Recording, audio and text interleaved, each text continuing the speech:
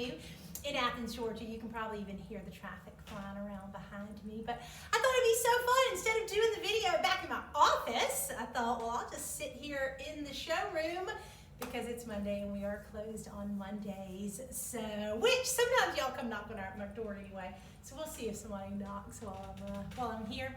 So, thank you so many of you who responded with things you want to know more about. That really helps me because I obviously love creating videos just to create videos and to talk about my passion of pearls, but I also want to provide you with some information that's helpful in your passion for pearls and your desire to buy the perfect pearls for you and your loved ones. So one question we had was about our Tahitian pearls. So there was a while there I was really promoting our Tahitian pearls. Our pearl farmer had a great harvest, and I really wanted y'all to jump on your Christmas purchases. And I did have one woman reach out and ask me, so what are the quality of your Tahitian pearls?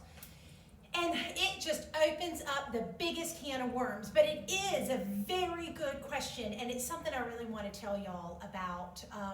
And I may have to even create multiple videos about this because the quality of a pearl is a very interesting, confusing, and subjective concept, if you will. We all know when you go to buy a diamond and even a lot of gemstones, I mean, they'll give you your certificate and they'll tell you the cut and the clarity and all that. There is no universally accepted grading system for pearls. So you are really in one of two situations. You're either at the mercy of the pearl seller.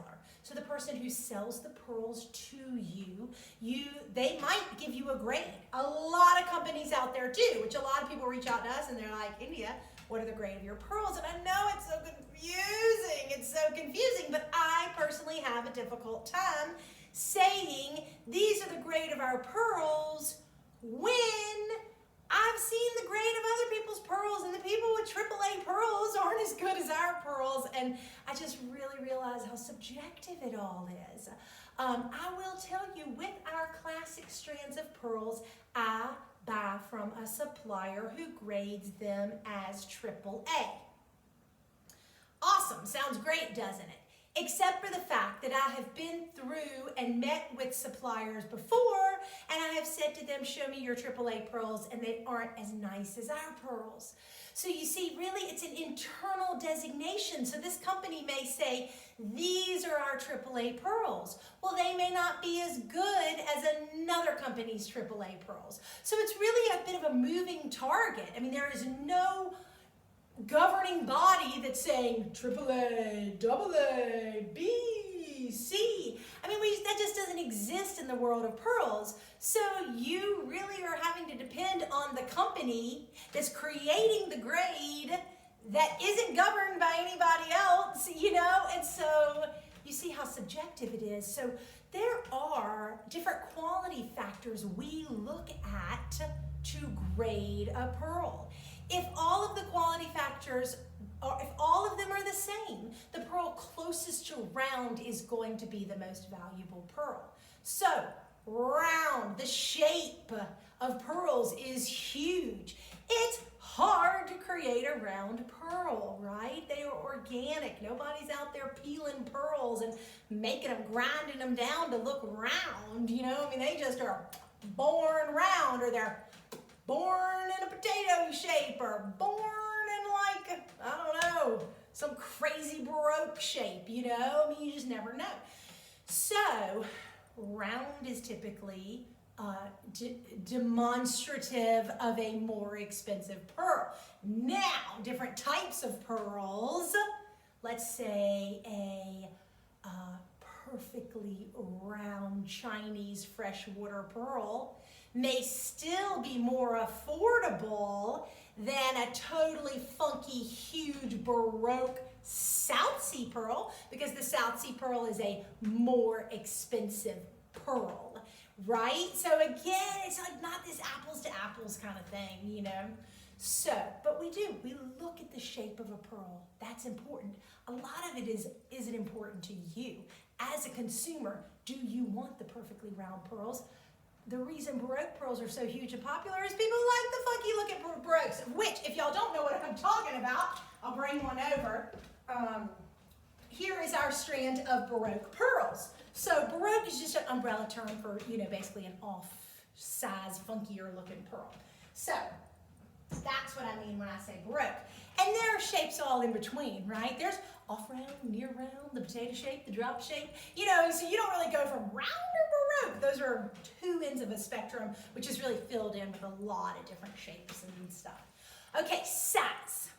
Now, this one can get confusing because larger size doesn't always mean it has been cultured longer, right? So if there is a nucleus inside the pearl and the nucleus is big, the pearl making material isn't necessarily that much more from, let's say, a 10 millimeter size versus a 12 millimeter versus a 14 millimeter size.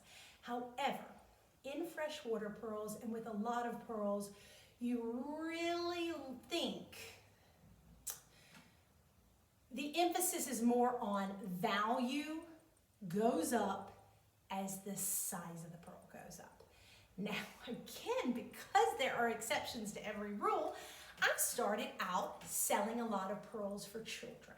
So I love little baby bracelets and little girl pearls, start them young. I started young in my love of pearls. So one might think that it sort of goes up. So 5 millimeter pearls, they say, the value can go up about 100% per millimeter. But I really noticed once I got started in pearls, the rate of kind of the price of the smaller pearls increased at a much sharper rate than the value of the pearls, more of that 7 to 8 millimeter range. And the reason is this: people stopped culturing the smaller pearls. The trend was to go bigger, bigger, bigger. So oddly enough, there are fewer and fewer and fewer of the smaller pearls, and so the value goes up and up and up, right? I mean, it's just like market forces at play that if there's a smaller, there was maybe a smaller demand, and so then there was a smaller supply, but then as the demand increases, they're like, wow, we gotta charge more for this. So, but in many instances, the investment factor in a larger pearl is higher. And that is because in freshwater pearls, they have to stay in the water longer to get that larger size. And in saltwater pearls, they have to renucleate that oyster. So maybe it's only been in the water for 2 years, but that oyster was cultured for 2 years prior to that, possibly for 2 years prior to that. So there is sort of this longevity that's required for larger pearls. So larger pearls can be more expensive. Another big, big indicator for pearls is luster. And the most important thing about luster, in my opinion, is not only that, oh, those are so bright and they just really pop on your necklace. Pearls with a high luster are super noticeable. I've seen a lot of women that bring in their pearls and they're like, these were my great-great-grandmother's pearls, and I'm like, yeah, it kind of looks like it, They've gotten a little dull over the years. And if you choose a pearl without a high luster to begin with, it doesn't get more lustrous over time, let me tell you that. So over time, pearls with a higher luster will age better, okay?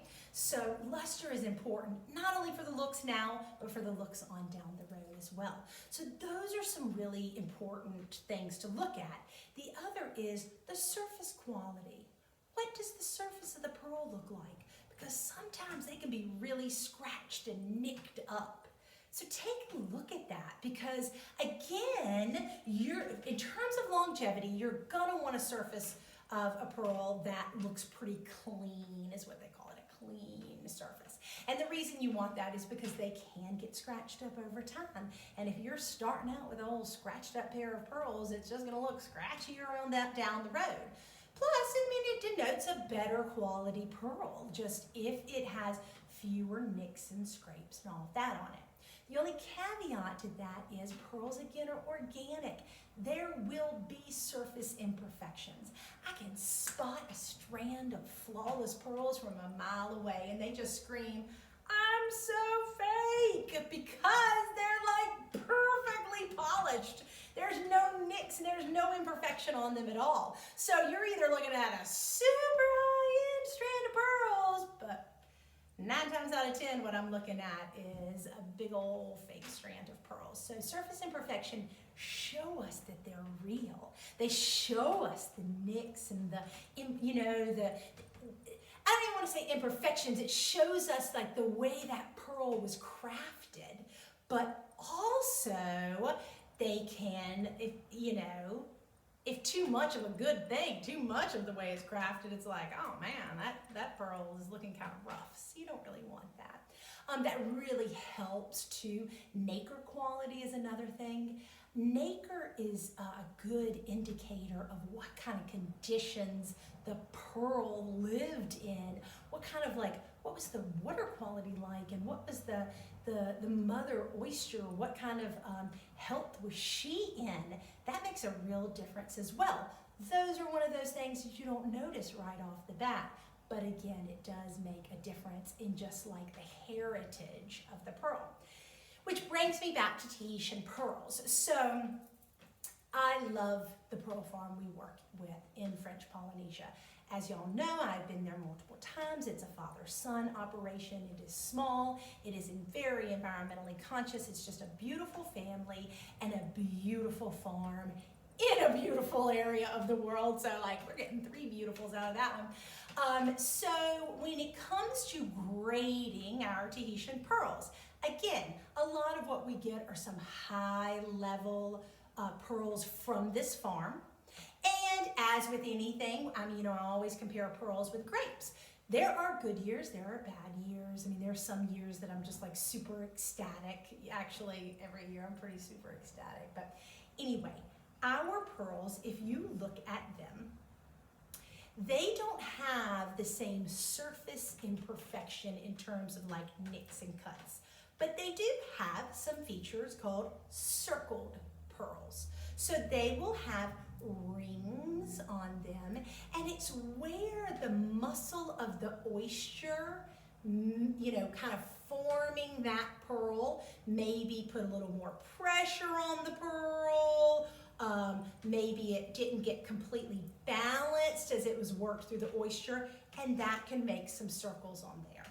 Another thing I didn't mention is color is another way we grade pearls.